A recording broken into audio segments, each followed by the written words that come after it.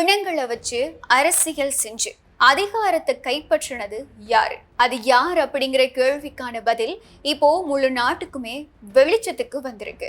Easter நீதிக்கான மக்கள் கூட்டமைப்போட அழைப்பாளர் சமீர பெரேரா நடத்தின ஊடகவியலாளர் சந்திப்பு இப்போ இலங்கை அரசியல்ல மிகப்பெரிய ஒரு பூதாகரமா வெடிச்சிருக்கு.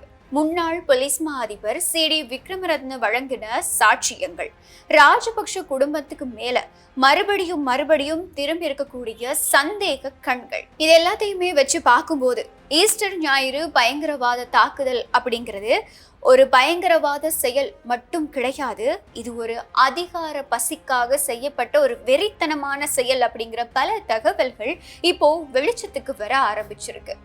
என்ன இந்த விடயங்கள், இதோட முழுமையான பின்னணி என்ன அப்படிங்கிறத இந்த வீடியோல முழுமையா பார்க்கலாம். இலங்கையின் முதற்தர சுற்றுலா தலம் ரீச்சாவின் மாபெரும் உணவு திருவிழா ஆகஸ்ட் மாதம் 7, 8, 9 மற்றும் 10 தேதிகளில் மாலை 6 மணி முதல் 10 மணி வரை இன்றைய டிக்கெட்டுகளை பெற்றுக் கொள்ளுங்கள்.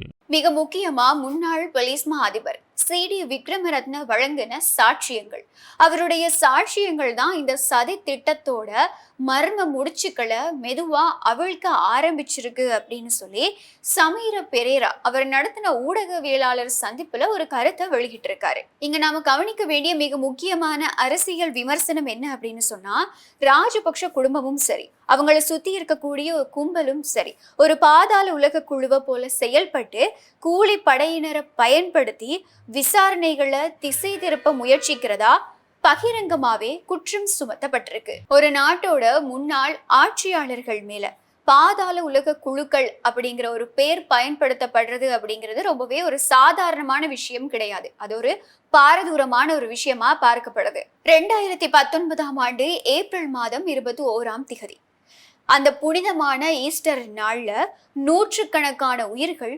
பறிக்கப்பட்டது. அந்த சடலங்களுக்கு மேல நின்று கொண்டுதான் இலங்கையோட தேசிய பாதுகாப்பு உறுதிப்படுத்துவோம் அப்படிங்கிற ஒற்றை முழக்கத்தோட கோட்டாபய ராஜபக்ஷ அதிகாரத்தை கைப்பற்றினாரு அப்படிங்கிறது தான் சமீர பெரேரா முன்வைக்கக்கூடிய மிகப்பெரிய குற்றச்சாட்டா இருக்கு. அதையும் தாண்டி உண்மையிலேயே சிங்கள பௌத்த அடையாளத்தை பாதுகாப்போம் அப்படின்னு சொல்லிட்டு ஆட்சிக்கு வந்தவங்க மத தலைவர்களை கூட ஏமாற்றி அதிகாரத்தை பிடிச்சிருக்கிறது மட்டும் இல்லாம பெருமளவிலான மோசடிகளையும் குற்றங்களையும் மட்டும்தான் செஞ்சிருக்காங்க அப்படிங்கிறது இப்போ வெளிச்சத்துக்கு வர ஆரம்பிச்சிருக்கு.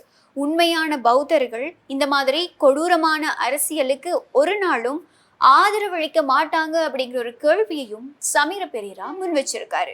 இந்த இடத்துலதான் இப்ப இருக்கக்கூடிய தேசிய மக்கள் சக்தி அரசாங்கத்துக்கும், அது மட்டும் இல்லாம ஜனாதிபதி அனுரகுமார திசாநாயக் அவர்களுக்கும் ஒரு மிகப்பெரிய சவால் காத்துக்கிட்டு இருக்கு அப்படின்னு சொல்லலாம். விசாரணைகளை இன்னும் 1-2 மாதங்களுக்கு இழுத்தடிக்காம உடனடியா செயல்பட்டு இந்த கொடூர தாக்குதலோட பின்னணியில இருக்கக்கூடிய உண்மையான குற்றவாளிகளுக்கும் சூத்திரதாரிகளுக்கும் தண்டனை வழங்குங்க அப்படின்னு சொல்லி அரசாங்கத்துக்கு சமீர பெரேரா நேரடியான ஒரு எச்சரிக்கையை முன் வச்சிருக்காரு. இப்ப இருக்கக்கூடிய அரசாங்கமா இருக்கட்டும், ஜனாதிபதி அனுரகுமார திசாநாயக் அவர்களா இருக்கட்டும், இந்த ஈஸ்டர் ஞாயிறு பயங்கரவாத தாக்குதல் விசாரணைகள் தொடர்பா என்னதான் முறையான விசாரணைகளை ஆரம்பிச்சு அதை செயல்படுத்திக்கிட்டு இருந்தாலும் கூட இந்த உண்மையான சூத்திரதாரிகளை கண்டுபிடிக்கிறதுக்கும் அவங்கள மக்கள் முன்னாடி வெளிப்படையா தெரிவிக்கிறதுக்கும் கொஞ்சம் காலம் எடுத்துக்கிறதா பல பேரால விமர்சனங்கள் முன்வைக்கப்பட்டு வருது. அதாவது இவங்களுடைய வாக்குறுதியில என்ன சொல்லியிருக்காங்க அப்படின்னா, ஈஸ்டர் ஞாயிறு பயங்கரவாத தாக்குதலோட முக்கியமான குற்றவாளிகள் மக்கள் முன்னாடி கொண்டு வரப்படுவார் அப்படிங்கிறது தான்.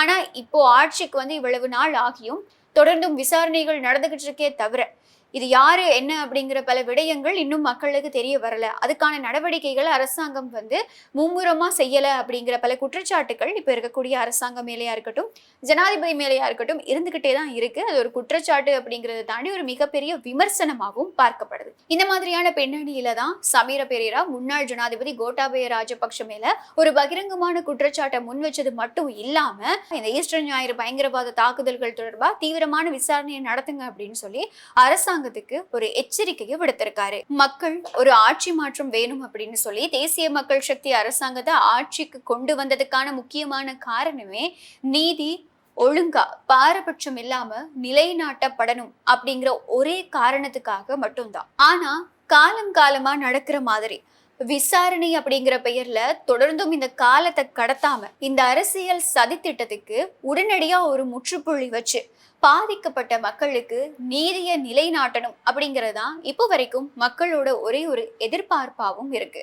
சுருக்கமா சொல்லணுமா இருந்தா, ஈஸ்டர் ஞாயிறு பயங்கரவாத தாக்குதல் அப்படிங்கிறது இது ஒரு பயங்கரவாத குழுவால நடத்தப்பட்ட ஒரு தாக்குதல் மட்டும் கிடையாது. இது ஒரு மிகப்பெரிய அரசியல் மாற்றத்திற்காக, ஆட்சியை கைப்பற்றதுக்காக நடத்தப்பட்ட ஒரு சதித்திட்டம் தான் அப்படிங்கிற ஒரு சந்தேகம் மக்கள் மனதில் இப்போ ஆழமா பதிக ஆரம்பிச்சிருக்கு. மறைந்த முன்னாள் போலீஸ் மா அதிபர் சிடி விக்ரமரத்ன வழங்கின வாக்குமூலங்கள், இப்போ சமீர பெரேரா பகிரங்கமாவே முன் வச்சிருக்கக்கூடிய குற்றச்சாட்டுகள், இதெல்லாத்தையும் வச்சு பார்க்கும்போது எதிர்வரும் நாட்கள்ல முன்னாள் ஜனாதிபதி கோட்டாபய ராஜபக்ஷ கைது செய்யப்படுவாரா, அப்படி இல்லைன்னா வழக்கமா நடக்கிற மாதிரியே இந்த விசாரணைகளும் ஒரு சதுரங்கத்துக்குள்ளேயே முடிய போகுதா?